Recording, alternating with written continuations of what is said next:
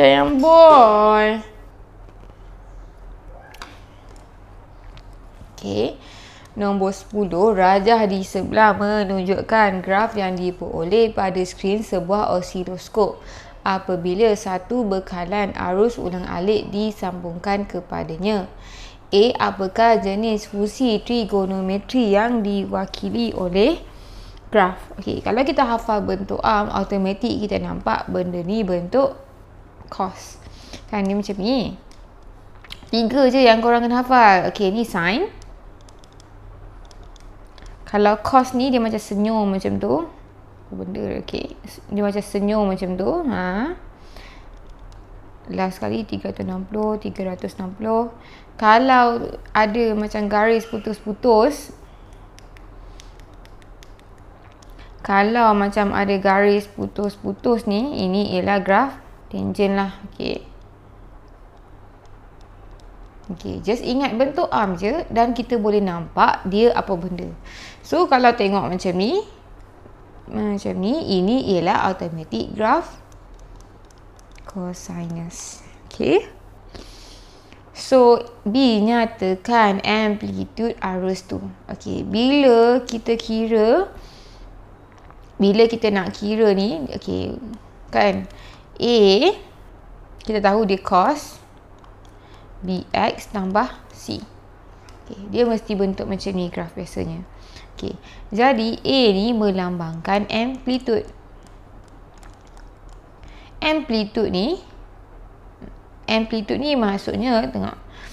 Okay, ni maksimum sampai minimum kita bahagi 2. Dia mesti sama tinggi. Okay, ataupun sini sampai sini sama tinggi. Sini sampai bawah ni mesti sama tinggi. Okay, jadi kita tengok. Sini kosong sampai negatif 3. Sini pun kosong sampai 3. Jadi amplitude dia 3. Okay. Lepas tu sekarang kita nak tahu tempoh. Tempoh ni ialah B. B ni depan X. Jadi nak kira tempoh sama dengan, okey, kita tengok. Bentuk asal dia macam ni. Bentuk arm dia satu tempoh 360. Okey, maksudnya 360 untuk dapat bentuk dia lah. Jadi nak kira tempoh sama dengan 360 bahagi depan X. Depan X kita ialah B. Okey, jadi kita bandingkan dengan graf yang kita ada. Graf yang kita ada ni berapa tempoh dia? Untuk dapat bentuk yang sama, dia berhenti dekat 1.6. Jadi tempoh dia ialah 1.6. Okay. Tapi yang ni dia nak tempoh je kan, tak payah kira. Jadi maksudnya sekarang ni dia punya amplitude ialah 3 ampere. Dia punya tempoh ialah 1.6 saat. Tak apa, saya tunjuk macam mana nak buat graf. Jadi kalau kita nak tahu dia punya bentuk, dia punya ni, so 1.6 sama dengan 360 bahagi B, betul? B sama dengan 360 bahagi 1.6. Kita dapat 360 bahagi 1.6, kita dapat 225. Sekarang dah ada A, dah ada B. Okay, C ni ialah pergerakan graf, dia naik atau turun. Kita boleh tengok tengah-tengah graf je kosong. Jadi maksudnya dia ni tak ada naik, tak ada turun. Jadi C sama dengan kosong.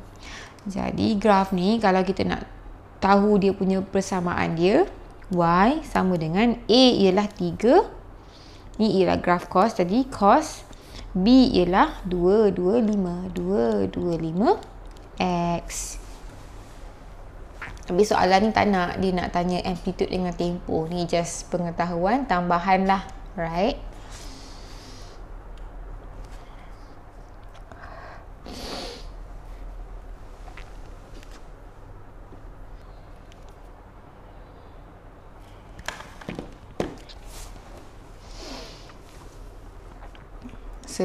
Satu heksagon sekata.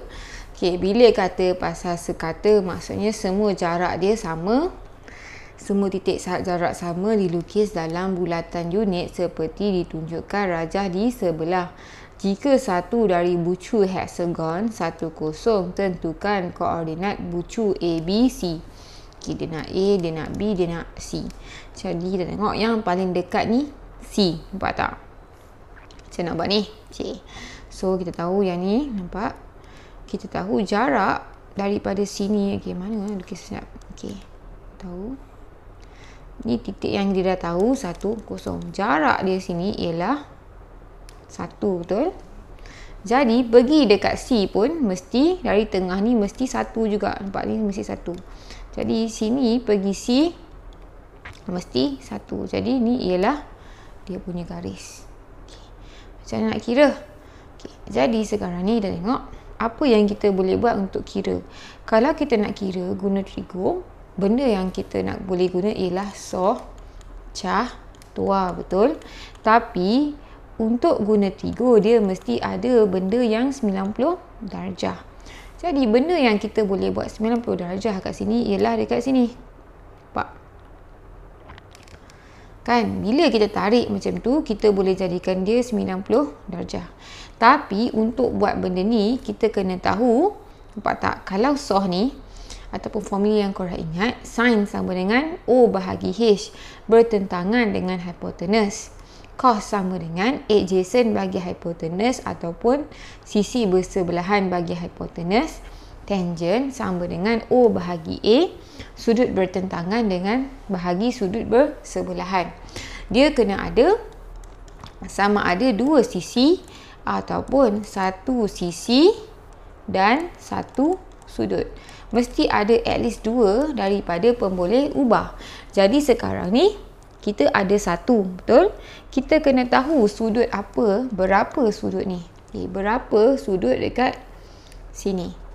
Okay, nampak tak? Sekarang ni kita ada heksagon. Bila heksagon, semua sudut ni sama, betul? Jadi heksagon ada 6 sisi, betul? 6 bucu. Jadi sudut tengah sama dengan 360 bahagi 6 sama dengan 60. Jadi kita dah ada, nampak yang saya tarik balik yang ni jadi besar. 60 darjah ada kat sini. Lepas tu kita ada 1 dekat sini. Bila kita ada satu sisi satu sudut, automatik boleh guna formula trigonometri. Okay.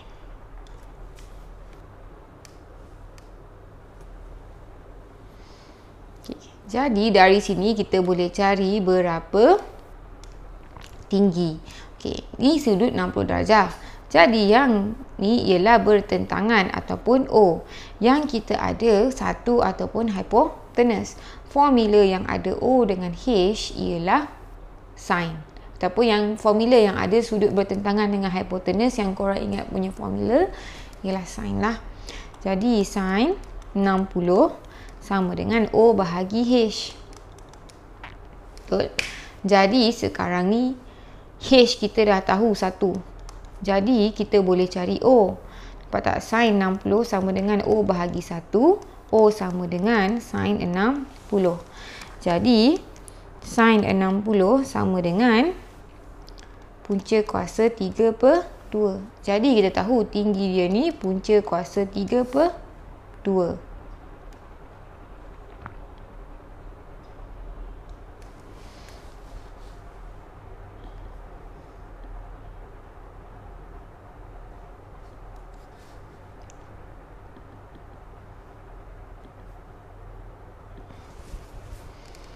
Sekarang kita dah tahu tinggi C ni ialah, nampak punca kuasa 3/2, dia dekat bawah. Jadi untuk C, Y dia ialah negatif punca kuasa 3/2. Nampak tak dia turun bawah.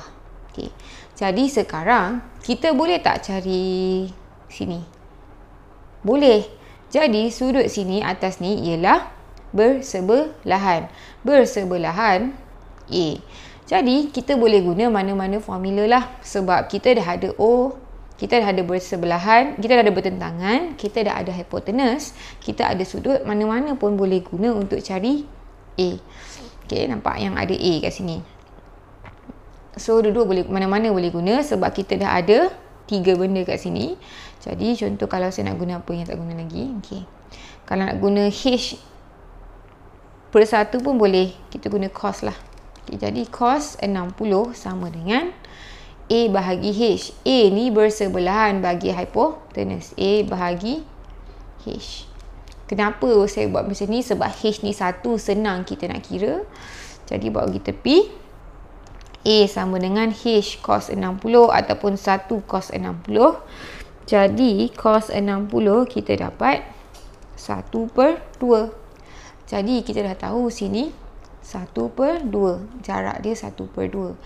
So daripada kosong, tengok balik dekat sini, pergi sini ialah ke kanan 1 per 2. Jadi kita tahu koordinat dia 1 per 2 negatif punca kuasa 3 per 2.